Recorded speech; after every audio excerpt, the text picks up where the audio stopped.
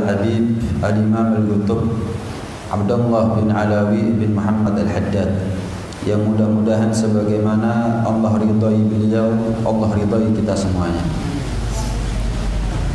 Wa qauluhu ta'ala wadhkuru ni'matallahi 'alaikum idh kuntum a'da'an fa'alafa baina qulubikum fa asbahtum bi ni'matihi ikhwana. Allah Subhanahu wa ta'ala berfirman, wahai segenap hamba-hambaku, ingat-ingatlah ni'matallahi 'alaikum, ingat-ingatlah akan satu nikmat yang Allah berikan kepada kalian. Apa nikmat yang dimaksud? Dinul Islam, agama kita semuanya, agama Islam. Idh kuntum a'da'an, yang mana dulu sebelum datangnya Islam kalian semua adalah musuh. Tidak berjumpa kalian dengan suku yang lain, bangsa yang lain, kecuali kalian jadikan sebagai lawan. Fa'allafa baina qulubikum, tapi setelah datangnya Islam Allah rekatkan hati-hati kalian. Fa asbahtum bi ni'matihi ikhwana, maka atas nikmat Islam tersebut kalian semuanya menjadi saudara, kalian semuanya menjadi keluarga. Wa kuntum ala syafa hufratin minan nar, dan ingat sebelum datangnya Islam kalian dulu betul-betul berada di tepi jurang neraka atas kesyirikan yang kalian lakukan, atas kemaksiatan yang kalian lakukan, atas kebodohan jahiliyah yang ada pada diri kalian. Fa'anqadzakum minha, tapi setelah kalian menerima Islam, Allah buat kalian semuanya mentas selamat. Allah buat kalian semuanya tercegah daripada neraka jahanam. Kadzalika yubayyinullahu lakum ayatihi la'allakum tahtadun. Demikianlah bagaimana Allah ingin memberikan kepada kita informasi atau keterangan tentang ayat-ayatnya Allah, tanda-tanda kebesaran Allah. Bagaimana duit, kekuasaan, jabatan tidak bisa menyatukan hati kita, tapi ternyata Allah dengan agama Islam bisa membuat kita bersatu semuanya. Lau anfaqta ma fil ardi jami'an ma allafta baina qulubihim walakinnallaha allafa bainahum. Dalam ayat yang lain Allah berfirman, kalau seandainya kalian mau menginfakkan, mengeluarkan harta kalian semuanya, ma fil ardi jami'an, apa yang ada di atas dunia, kalau kalian ingin menyatukan manusia dengan modal isi daripada dunia, tidak akan mampu kalian membuat mereka bersatu. Walakinnallaha allafa bainahum, hanya saja yang membuat kita ini bersatu itu adalah karena sebab kudrat dan iradat dari Allah Subhanahu wa taala, kehendak dan kuasanya Allah Subhanahu wa taala. Uang tidak bisa menyatukan kita, Islam yang menyatukan kita. Organisasi tidak bisa menyatukan kita, Islam. Organisasi hanya kendaraan, tapi rohnya yaitu persaudaraan sesama Islam, ukhuwah Islamiyah, itu yang bisa membuat kita bersatu. Jabatan, kekuasaan, popularitas dan seterusnya bukan alasan, bukan modal, bukan menjadi pondasi persatuan kita, tapi betul-betul yang menjadi pondasi kita untuk bersatu adalah nikmat dari Allah, yaitu dinul Islam, agama kita semuanya agama Islam. La'allakum tahtadun, mudah-mudahan kalian semuanya, kata Allah, senantiasa mendapatkan petunjuk, karena sebab ingin atau maunya kita meneladani atau mengikuti apa yang diperintahkan oleh Allah di dalam Al-Quran. Firman Allah Subhanahu wa taala ini amrun bi syukrihi ta'ala ala ni'matil ulfah allati an'ama Allahu biha 'alaihim ba'dal adawati asyadidah allati kanat bainal Aus wal Khazraj. Firman Allah Subhanahu wa taala ini adalah merupakan perintah dari Allah agar kita betul-betul bersyukur kepada Allah. betul-betul ingat akan nikmat dari Allah, betul-betul berterima kasih kepada Allah Subhanahu wa taala atas nikmat bagaimana Allah satukan hati kita. Bagaimana Allah jadikan hati kita memiliki ikatan satu sama lain.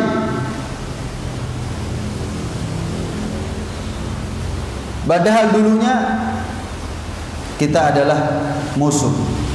Dulunya kita adalah lawan, termasuk bangsa Indonesia. Kalau dulu di zaman Rasulullah antara suku Aus dan suku Khazraj bermusuh-musuhan, saling berebut lahan kekuasaan, saling membunuh, saling menikam dan seterusnya. Sama Indonesia dulu sebelum datang Islam, bersuku-suku, berbangsa-bangsa, yang mereka semuanya bermusuhan. Ya. Apa misalnya? Majapahit, apalagi Sriwijaya, macam-macam kan kerajaan dalam Islam ini. Bagaimana keadaan mereka sebelum datangnya Wali Songo membawa Islam? Apakah mereka damai? Apakah mereka hidup dalam keadaan tentram? Enggak, hidup dalam keadaan tamak, hidup dalam keadaan rakus. Yang dipikirkan hanya wilayah kekuasaan saja. Seorang raja yang dipikirkan adalah bagaimana menindas daripada rakyatnya, kaumnya. Yang kedua, seorang raja hanya memikirkan bagaimana caranya wilayah kekuasaannya semakin luas. Dengan cara apa? Perang. Lakar menang-menang, lakar kalah-kalah. Tapi setelah datang Wali Songo membawa agama Islam, lihat apa yang terjadi sampai sekarang. Nggak ada lagi itu. Wilayah A perang dengan wilayah B misalnya. Bahkan termasuk ketika bangsa ini dijajah, ketika seruan datang dari para ulama yang tentu didengar oleh santri-santrinya yang semuanya pasti beragama Islam, lihat merdeka. Tapi sebelum itu nafsi-nafsi, urusannya masing-masing sudah. Yang ini dijajah Portugis, ben. Yang ini dijajah Belanda, biar. Yang ini dijajah Jepang, biar. Kenapa? Terkotak-kotak akan kesukuan, terkotak-kotak akan bahasa. Tapi setelah datang Islam, lain ceritanya. Karena itu termasuk bentuk syukurnya pejuang bangsa Indonesia, para syuhada dari kalangan muslimin, adalah bagaimana mereka bersyukur kepada Allah dengan menjadikan sila pertama adalah ketuhanan yang Maha Esa. Itu tanda kalau mereka itu ingat, kita ini nggak mungkin menang kecuali pertolongan Allah. Kita ini nggak mungkin menang, kalah semuanya, persenjataan kalah. Kemudian belum lagi menghadapi pengkhianat yang begitu banyak. Kalau bukan karena pertolongan Allah, dengan sebab persatuan kita satu sama lain, nggak peduli dari suku mana, nggak peduli dari pulau mana, nggak peduli dari jajahan yang mana, ayo kita bersatu atas nama Allah Subhanahu wa taala untuk meraih kejayaan bangsa Indonesia, menang. Maka sebagai wujud syukur mereka kepada Allah, para ulama menempatkan sila pertama adalah ketuhanan yang Maha Esa. Dalam pembukaan Undang-Undang Dasar, atas rahmat Allah yang Maha Kuasa, kurang lebihnya kan begitu. Itu menandakan bahwa mereka tidak melupakan ayat bagaimana Allah perintah, ingat loh, kalian ini bersatu karena nikmat Allah. Apa nikmat Allah? Agama Islam. Kalian dulunya dalam keadaan syirik, menyembah berhala, maksiat hebat, tapi karena kalian memeluk agama Islam, selamat kalian. Satu nikmat kita dapat dari Allah, kita selamat dari dua kecelakaan. Nikmat Islam, dengan sebab nikmat Islam kita selamat daripada perpecahan. Yang kedua, kita selamat daripada api neraka. Setelah nikmat iman dan Islam, dan nikmat bagaimana Allah pilih kita menjadi umat Nabi Muhammad, rasa-rasanya nikmat yang sangat kita butuhkan saat ini, nikmat persatuan rasanya. Bukan hanya untuk kita muslimin yang ada di Indonesia, tapi juga untuk di seluruh dunia.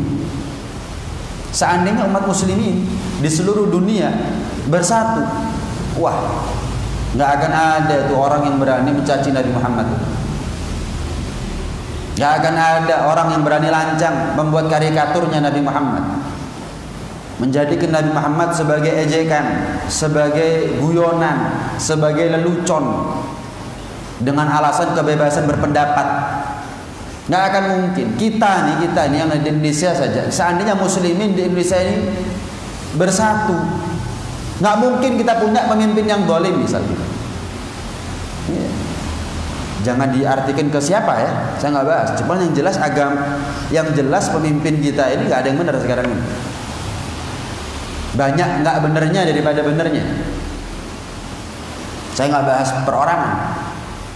Seandainya kita bersatu, nggak mungkin Allah anugerahkan kepada kita, Allah timpakan kepada kita pemimpin yang zalim.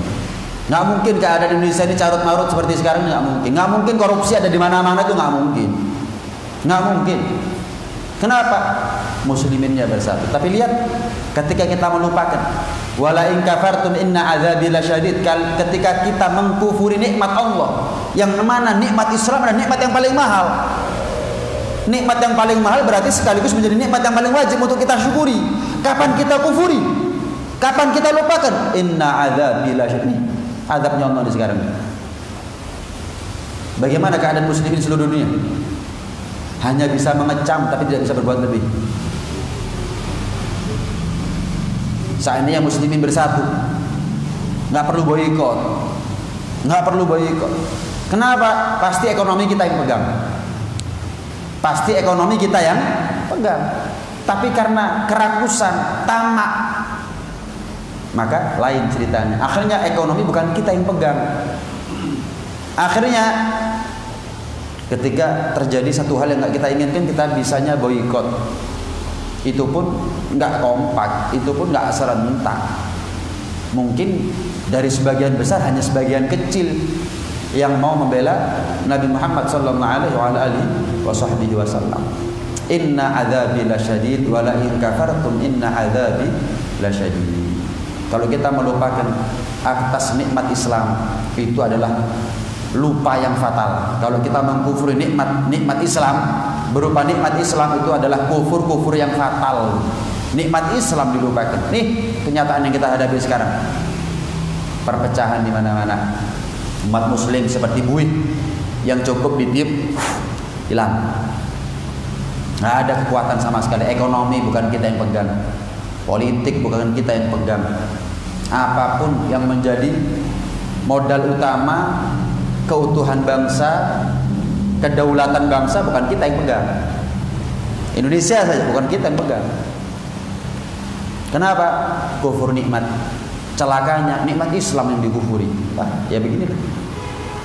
Allah perintah untuk ingat-ingat, kita malah melupakan. Udah dikasih nikmat, kapan dikasih nikmat lupa dari Allah Subhanahu wa taala. Beginilah keadaannya. Susah untuk menjalankan amar ma'ruf nahi munkar di Indonesia ini susah. Kenapa? Musliminnya susah bersatu.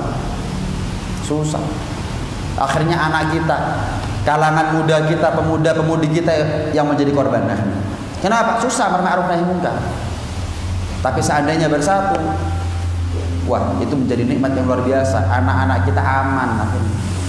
Aman dari segi akidah, aman daripada kenakalan remaja, aman daripada kebodohan, kemaksiatan dan seterusnya.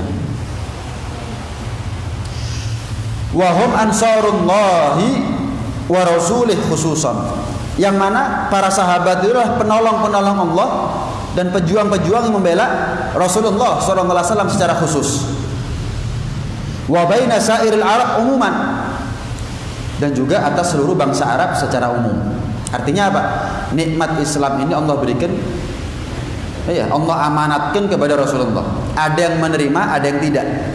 Ada yang menerima, ada yang tidak. Yang menerima, mereka menjadi penolong Allah dan penolong Rasulullah SAW. Yang tidak menerima, bangsa Arab secara umum, ada yang menerima, ada yang tidak. Yang menerima, beruntunglah mereka. Yang tidak menerima, tetap itu adalah nikmat yang Allah berikan kepada mereka. Nikmat Islam ini. Islam ini bukan hanya bagus buat kita saja. Buat seluruh pemeluk agama lain, nikmat Islam nikmat yang utuh. Saya kasih contoh. Misal agama Islam melarang khamr. Memangnya khamr hanya bahaya buat umat muslim? Bukankah umat agama lain juga mengatakan khamr itu juga bahaya?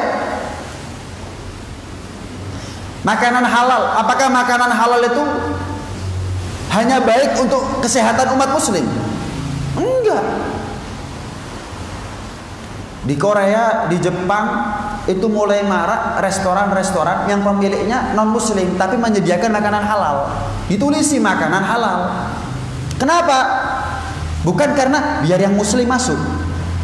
Di Eropa, di Jepang sama di Korea lagi ngetren makan makanan yang halal. Kenapa? Ternyata bagus untuk kesehatan. Nggak disediakan babi, nggak disediakan yang namanya arak, nggak disediakan dengan makanan-makanan yang dilarang, minuman yang dilarang, nggak ada. Makanan, minuman halal. Bukan untuk biar muslim masuk, bukan hanya itu, tapi apa? Lagi ngetren di sana. Ternyata menjadi jawaban bahwa nikmat Islam, syariat Islam menjadi nikmat bagi seluruh bangsa sebetulnya. Semua agama menerima syariat Islam sebetulnya. Contoh.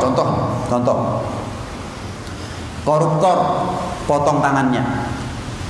Seandainya ditegakkan itu, yang merasakan nikmatnya bukan hanya umat muslim, seluruh bangsa Indonesia merasakan nikmatnya. Takut, nggak ada cerita ditangkap sambil guyu. Kenapa? Dipotong baru ngono. Ini nggak dipotong masa tahanan. Ledek. Bukan dipotong tangannya koruptor sekarang, dipotong masa tahanan. Yang guyu. Masih ya pakai baju oranye. Masih ya disyuting guyu. Lepas setahun 2 tahun nyalon lagi dadi maneh. Artinya begini. Satu hal yang ingin saya sampaikan. Negara Indonesia nggak perlu dijadikan negara khilafah. Tapi untuk menegakkan syariat Islam itu kewajiban buat kita ya. Hati-hati. Kita nggak boleh menolak syariat Islam. Kita tidak boleh menolak syariat Islam. Hati-hati. Bukan berarti merubah ideologi bangsa, enggak. Tetap negara ini negara Pancasila. Tapi akan lebih baik kalau syariat yang dipakai adalah syariat Islam. Kenapa? Coba kita sebagai muslim, kita sebagai mukmin, kita yang percaya sama Allah, yang mana syariat adalah produknya Allah. Kita yang beriman kepada Rasulullah, yang mana syariat adalah produk daripada Rasulullah SAW. Coba kita tanya pada hati kita masing-masing, loh memangnya kalau kita jalankan di Indonesia ini syariat Islam, walaupun tidak menjadi negara Islam, tetap negara ideologinya Pancasila, ada yang salah dengan itu? Agama lain tetap diberi kebebasan dengan menjalankan agamanya, keyakinannya, nggak ada masalah dengan itu. Cuman syariatnya syariat Islam. Nggak ada perzinahan. Kenapa? Zina dirajam. Takut. Nggak ada prostitusi. Nggak ada koruptor. Kenapa? Potong tangan. Nggak ada pembunuhan. Kenapa? Penggal. Nggak ada orang meninggalkan sholat. Masjid ini kalau di jalan masjid mustaqim nggak bakal cukup, kurang luas. Kenapa? Kalau sampai orang itu meninggalkan sholat zuhur, sampai masuk waktu maghrib disuruh tobat nggak mau, penggal kepalanya. Itu syariat Islam. Kita nggak boleh nolak itu. Walaupun negara kita ini negara Pancasila, tapi kita nggak boleh nolak syariat Islam. Hati-hati. Hanya saja bangsa Indonesia ini belum bisa melaksanakan syariat Islam sepenuhnya, seutuhnya. Itu aja. Itu perlu kita sesali loh itu. Wong muslimin mayoritas kenapa nggak bisa menegakkan syariat Islam secara utuh?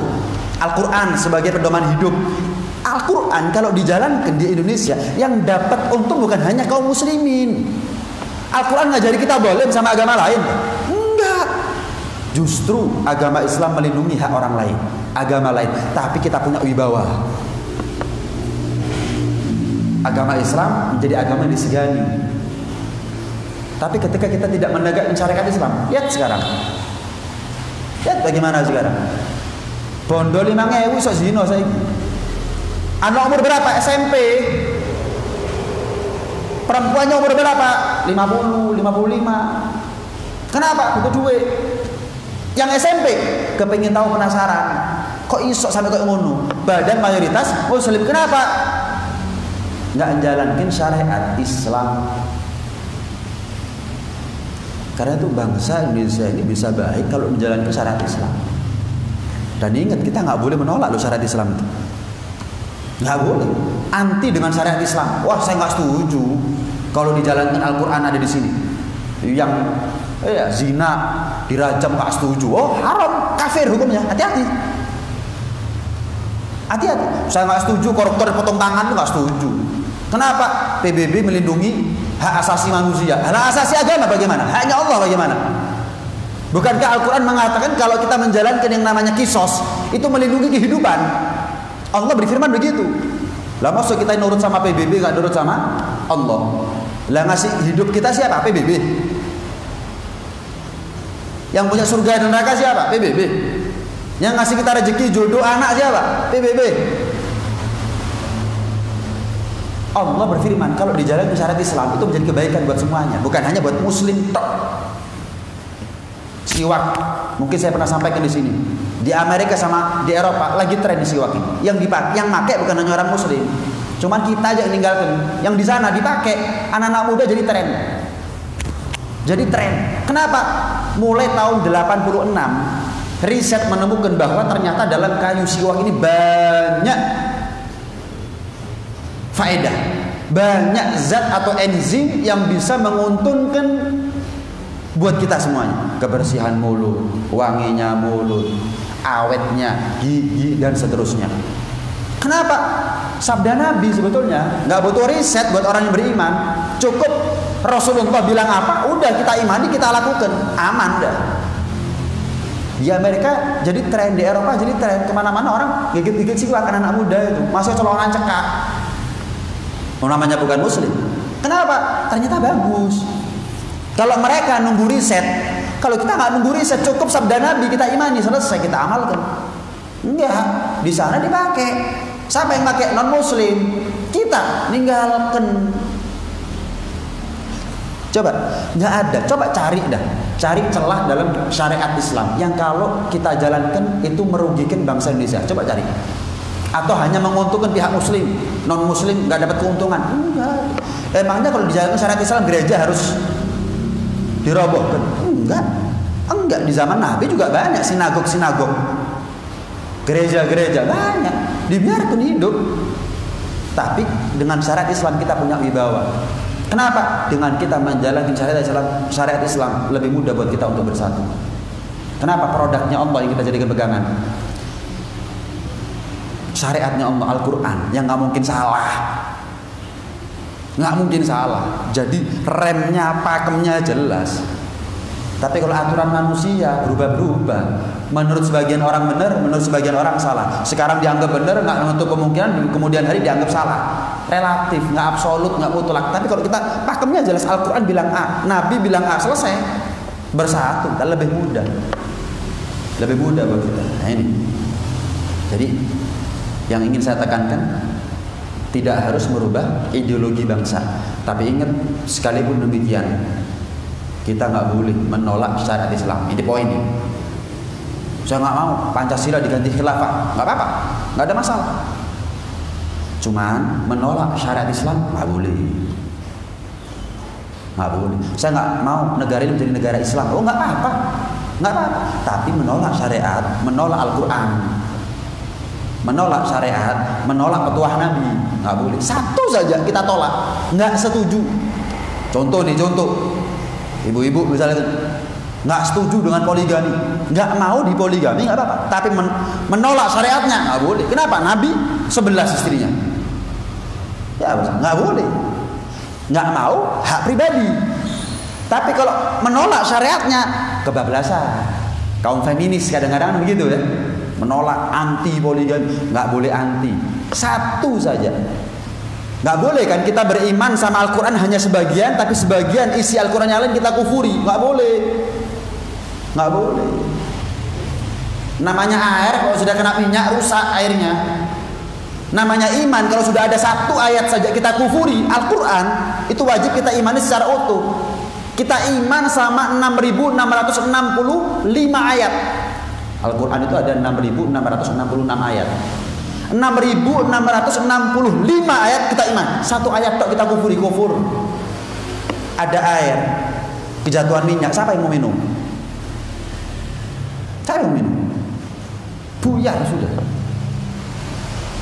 Air susu rusak, air susu sebelanga rusak karena setetes nila, sudah. Nggak bisa itu. Kita wajib iman. Itu yang harus kita paham. Itu poin ya. Itu poin. Hati-hati, itu urusan akidah itu. Itu urusan keimanan. Menolak syariat itu nggak boleh. Fa innahum innama kanu yaqtatilun wa yatanahabun. Bangsa Arab itu sebelum datangnya Islam, termasuk bangsa Indonesia dulunya, Nusantara ini, adalah bangsa yang bermusuh-musuhan, saling membunuh, saling merampas, wa yaqulu ba'dhum ba'dha hatta ba'athallahu fihim rasulah, dan saling memakan atas dasar ketamakan dan kerakusan satu sama lain, sampai pada akhirnya Allah utus pada mereka dan pada kita semuanya tentunya adalah utusan Allah, baginda besar Nabi Muhammad sallallahu alaihi wasallam. Wa anzala alaihi kitabah, kemudian Allah turunkan buat kita adalah kitab suci Al-Qur'an. Hudan lil muttaqin, dzalikal kitabu la raiba fihi hudan lil muttaqin. Enggak boleh ada keraguan sedikit pun kita terhadap isi Al-Qur'an, sedikit saja fatal akibatnya. Kita ngaku iman, belum tentu iman kita diakui oleh Allah.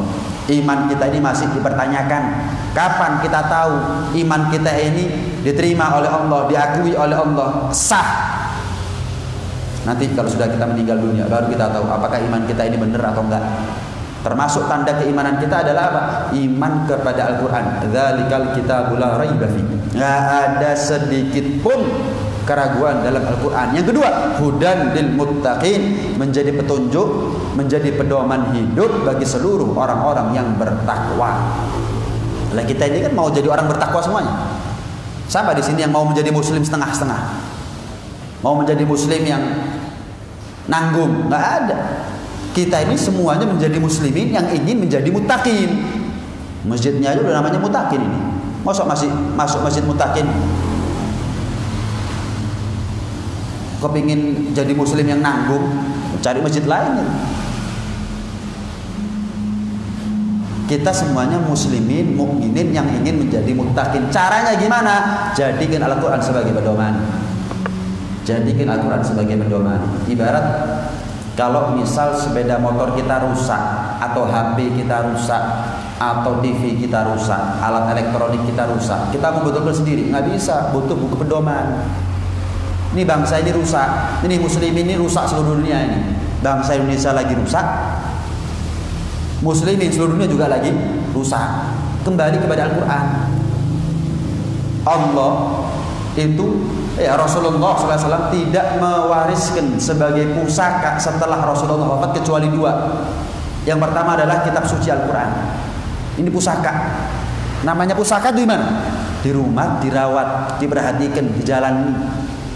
Al-Quran. Yang kedua Ahlul Bait, anak cucu keturunan Nabi Muhammad SAW, para habaib kalau di Indonesia orang bilang. Ini dua pusaka yang nggak boleh lepas. Dua-duanya pegangan Al-Quran tapi nggak pegangan sama Ahlul Bait, kacau. Pegangan sama Ahlul Bait tapi nggak pegangan Al-Quran, kacau. Ada sebagian orang yang penting Al-Quran, Ahlul Bait nggak ada. Ada sebagian golongan yang lain yang penting Ahlul Bait, Al-Quran nggak usah. Ada? Enggak. Ahlu sunnah wal jamaah tidak mengajarkan demikian. Dua-duanya adalah komponen yang utuh. Sama yang panjenengan mau naik sepeda motor atau naik mobil, ada gasnya tapi nggak ada remnya, atau ada remnya tapi nggak ada gasnya. Cuman ada remnya tok tapi nggak ada gas. Ya apa malah nih? Ada gasnya tapi nggak ada remnya. Kapan mandeki? Sama. Jangan mau. Yang penting Al-Quran ya. Ahlul Bait itu nggak ada. Hati-hati. Ada ya? Ada. Al-Quran yang sekarang itu palsu. Ada ini. Al-Quran sekarang itu palsu. Nanti Imam Mahdi bawa Al-Quran. Punya Al-Quran dewi. Ada. Yang penting Ahlul Bait, yang penting keturunan Nabi kita hormati, kita cintai. Nabi nggak ngasih pesan satu di antara dua, tapi dua-duanya pusaka. Ini pusaka. Jadi jawaban problematika kehidupan kita, mau kebangsaan, mau politik, ekonomi, keluarga, pendidikan anak, semuanya ada dalam Al-Quran. Lengkap Al-Quran itu. Lengkap Al-Quran. Ini dzalikal kitabul la raiba fi hudan lil muttaqin. Kalau kita ingin menjadi muslimin, mukminin, muttaqin, yang gara-gara muttaqin akhirnya apa? Allah berikan kepada kita segala apa yang kita inginkan. Seperti pertemuan awal dulu ya, kita bahas. Apa sih untungnya orang yang menjadi orang bertakwa itu? Dikatakan Allah apa? Wa may yattaqillah yaj'al lahu makhraja wa yarzuqhu min haitsu la yahtasib. Muslimin mukminin kalau berpegang teguh kepada Al-Qur'an, ditopang dengan dia mengikuti Ahlul Bait sebagai panutan, sebagaimana sahabat tidak hanya mengikuti Al-Qur'an tapi juga mengikuti Rasulullah sebagai teladan. Maka muslimin seperti ini akan naik derajatnya. Bukan cuma sekedar muslim, tapi muttaqin. Orang yang bertakwa. Lah orang bertakwa ini apa untungnya? Cuma di akhirat dok untungnya? Enggak, cuma di dunia sudah dapat untung sebelum di akhirat. Wa may yattaqillaha yaj'al lahu makhraja wa yarzuqhu min haitsu la yahtasib. Allah kasih solusi setiap problem. Allah kasih rezeki kelancaran dari arah yang tidak kita sangka-sangka. Kemudian apa?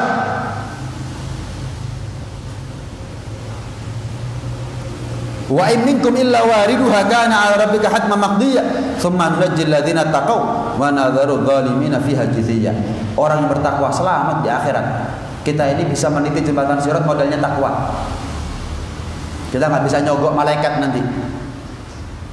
Mentang-mentang orang kaya kemudian mati nanti mau nyogok malaikat biar bisa meniti jembatan sirat lancar, nggak bisa.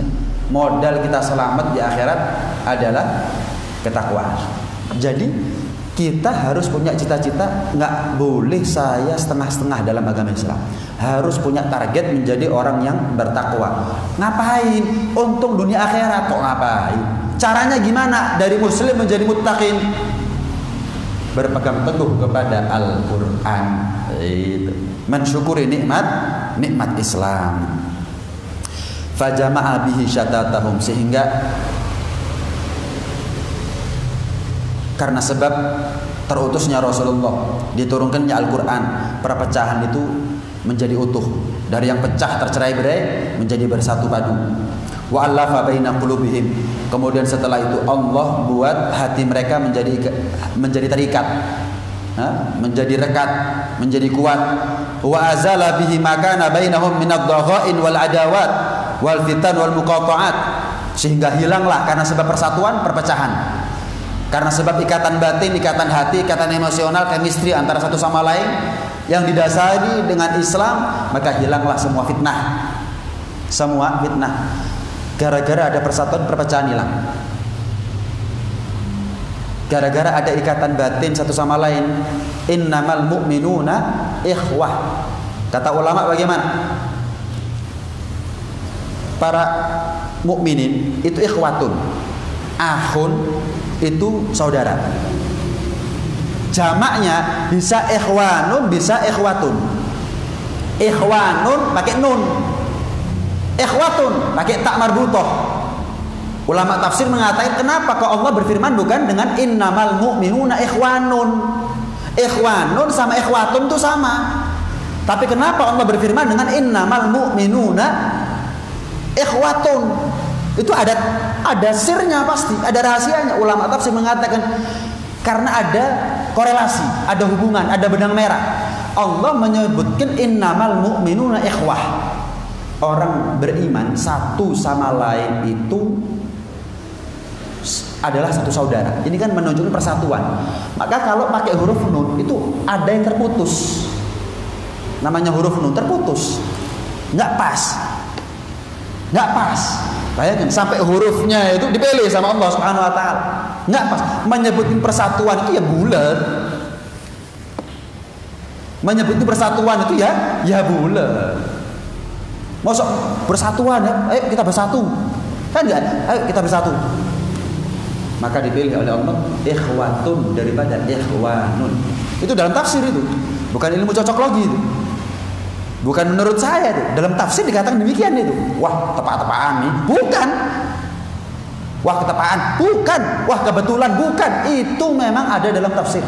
Dipahami sama ulama itu. Loh, kok pakai ikhwatun, kok bukan ikhwatun? Kok bukan ikhwanun?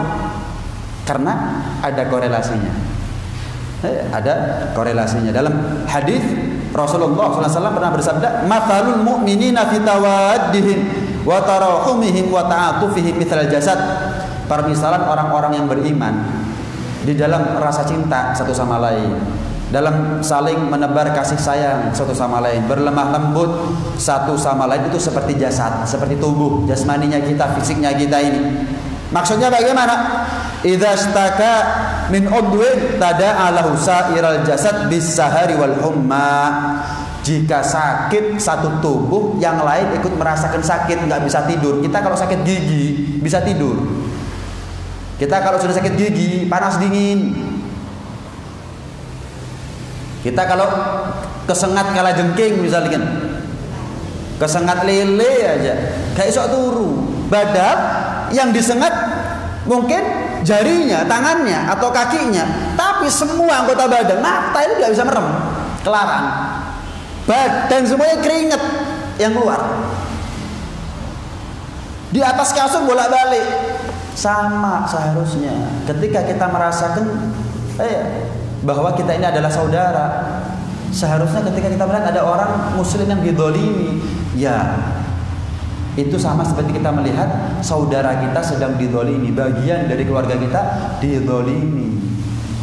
Cuman lihat kita ini, termasuk saya ini, kok bisa kita ini masih bisa tidur nyenyak, makan enak, sementara banyak muslimin di dunia ini yang dalam keadaan tertindas.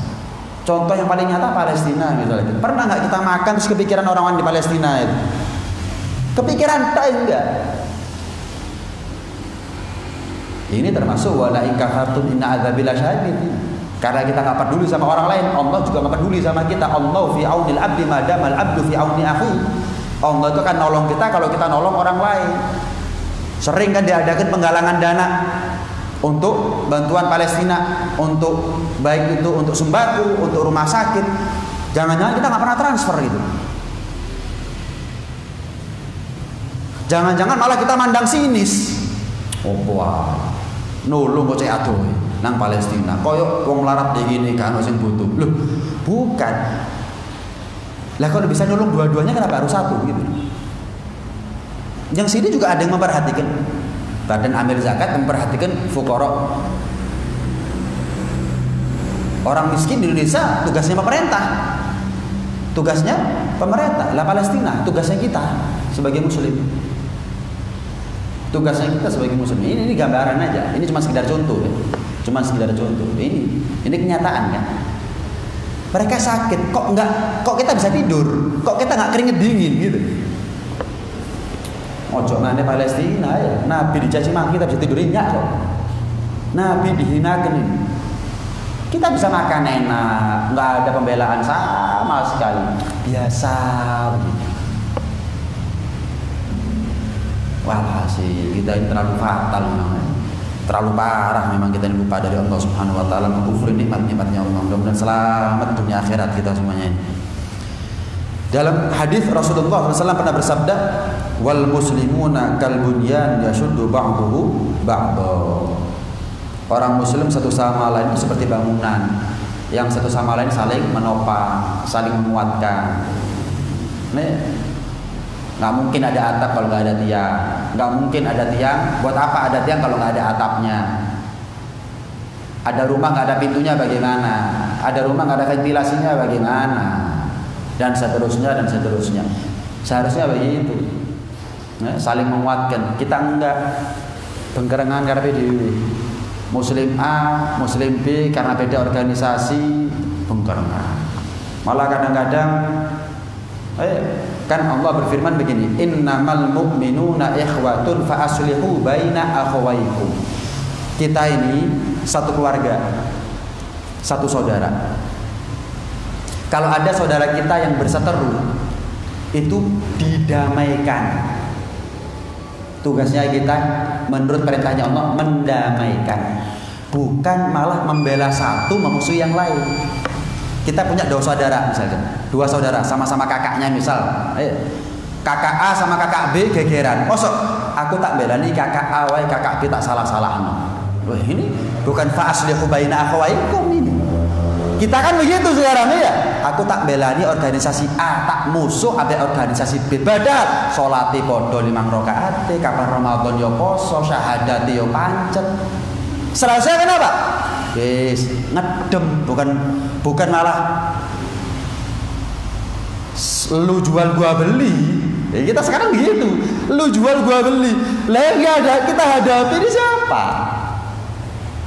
Halal darahnya lah. Satu. Yang kedua, ada lebih parah.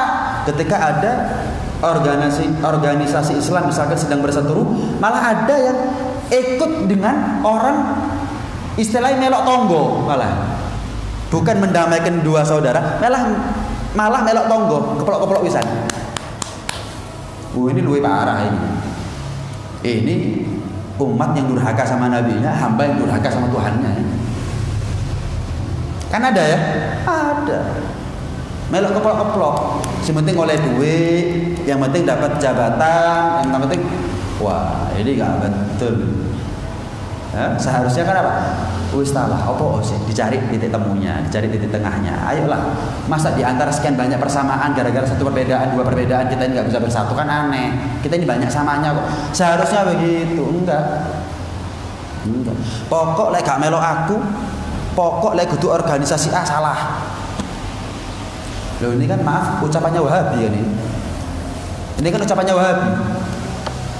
Ucapannya Wahabi, semarap Wahabi ya, yang suka ngafir-ngafir no itu. Lah kok sekarang kok golongannya kita yang ngomong seperti itu. Pokok lek gak melok organisasi A, wis guru mesti selamat. Loh, kenapa nggak ngomong apa? Pokok lek gak melok aswaja, gak selamat. Itu betul. Saya punya organisasi, misal organisasi A. Pedomannya organisasi ini aswaja. Saya nggak boleh ngajari orang fanatik melok organisasi, bukan. Udah organisasinya apa terserah, yang penting aswaja. Kenapa? Organisasi yang saya punya cuma ada di sini. Dan terus aswaja ini di seluruh dunia ini karena organisasi ini sesat kabeh. Ini ucapannya siapa dulu? Yang suka mengklaim surga milik kita, yang nggak ikut kita neraka, itu ucapannya siapa dulu? Lah kok diadopsi sama orangnya kita sekarang, sama ulamanya kita sekarang, sama tokohnya kita sekarang. Gak melok aku, gak selamat. Waduh, kenapa nggak ngajari fanatik kepada aswaja? Betul, kalau fanatik kepada aswaja betul. Tapi kalau ngajarkan fanatik kepada organisasi, ini nggak betul. Akhirnya apa? Lu jual gua beli, walaupun akidahnya sama kadang-kadang. Ojo maneh salat, aswajanya bodoh-bodoh aswajane kadang-kadang. Apa ini? Apa ini? Mau kapan bangsa Indonesia menang kalau begini jaya? Lawang mayoritasnya terpecah-pecah seperti ini. Ya akhirnya yang minoritas yang niat buruk ya, nggak semua minoritas niat buruk sama bangsa Indonesia, nggak semua minoritas niat buruk sama muslimin. Cuman minoritas yang niat buruk sama bangsa Indonesia, yang ingin menjual Indonesia, yang ingin merubah ideologi bangsa, yang niat musuh sama orang-orang Islam, memanfaatkan momen. Dan semakin kemari semakin nyata itu. Cuman kita nggak melek-melek, tetep bengkerengan dewi. Kunut ya podo kunute wadah. Kapan bismillah ya podo jahre, kapan zikir ya berjamaah, seneng sholawatan. Lo kan aneh ini. Opo sih? Kita kekurangan tokoh yang mau menyatukan. Kita kekurangan tokoh yang mau mengislah, mendamaikan. Enggak ada. Atau ada tapi nggak keanggap. Nggak keanggap. Paham ya? Coba kita pikirin. Iki ngene, sing iki ngajari ngene, sing iki ngajari. Kok gak harus gelem damekno ya? Kita kekurangan tokoh yang mendamaikan sebetulnya. Ada ya, cuma nggak keanggap, nggak terdengar suaranya. Emang sebenarnya. Nah, paling tidak minimal kita tidak ikut-ikutan dengan ulama yang ngajarkan fanatisme, ngajarkan bener dewi. Nah, minimal kita nggak ikut-ikutan sehingga kita nggak terpancing provokasi. Akhirnya kalau kita ikut-ikutan, lu jual gua beli nanti. Hati-hati loh. Perang saudara loh nanti. Kalau perang saudara di Arab, Jazirah Arab di Timur Tengah itu perbedaan akidah. Perbedaan akidah. Aswaja ketemu sama non aswaja. Lalek pada aswaja di penggerengan itu lebih fatal, itu lebih parah itu. Lebih parah. Hati-hati, hati-hati. Hati-hati. Makanya Rasulullah lebih takut sama fitnahnya ulama su daripada fitnahnya Dajjal. Ya ini. Jangan kita palingkan ulama su itu ada. Maka kita harus betul-betul selektif. Pilih ulama yang tidak ngajarkan fanatisme. Apalagi fanatisme keorganisasian, enggak. Harus berseragam ini. Kalau enggak, bukan bagian dari kita. Macam-macam dilatih wae. Oh, usah belok-belok. Jangan ikut-ikut. Jangan ikut-ikut. Yang kedua, ikuti ulama yang ngajak kita untuk bersatu. Untuk wilayah Indonesia ini ya, ngajari kita untuk bersatu. Ngajari kita untuk bersatu. Nah, kalau kita ketemu itu pegang teguh. Tentunya namanya ulama ya harus punya kapasitas ilmu, bukan hanya kowar-kowar, orasi, tapi nggak punya ilmu. Ngajak bersatu iya, nggak ngajak fanatisme iya, tapi bukan ulama itu namanya. Yang saya bahas adalah ulama, berarti harus punya kapasitas, bukan hanya orator. Karena kadang-kadang ada orator, tapi penampilannya seperti ulama, orator, tapi penampilannya seperti ulama. Iya. Kemudian ngajak bersatu dan lain sebagainya, tapi nggak punya kapasitas ilmu. Hanya memanfaatkan momen aja untuk naikin rating. Nah, ini nggak bener ini. Kalau orator aja, jangan berpenampilan seperti ulama. Ngaku ustadz, ngaku ini, ngaku itu, ternyata bukan ustadz. Orator aja. Kemudian nggak, wah repot dah, repot. Ini pegangan sebetulnya. Bukan saya ngeminteri, cuman ya kalau ini nggak disampaikan, mau kapan kita? Ya memang saya tahu suara saya nggak sampai kemana. Iya, yang datang juga cuman segini. Cuman ya harus saya sampaikan. Minimal kita, keluarga kita nggak ikut-ikutan untuk menjadi musuh dalam selimut dalam agama Islam, menjadi musuh dalam selimut dalam persatuan bangsa dan negara. Kalau ikut-ikutan, berarti kita musuhnya Islam, musuh dalam selimut, nyamar, dan musuhnya bangsa dan negara. Kita nggak boleh seperti itu. Wallahu a'lam. Insyaallah kita lanjut di pertemuan yang akan datang. Mudah-mudahan menjadi ilmu yang manfaat, zahir batin dunia sampai ada di akhirat. Amin ya rabbal alamin. Rabbana anfa'na bima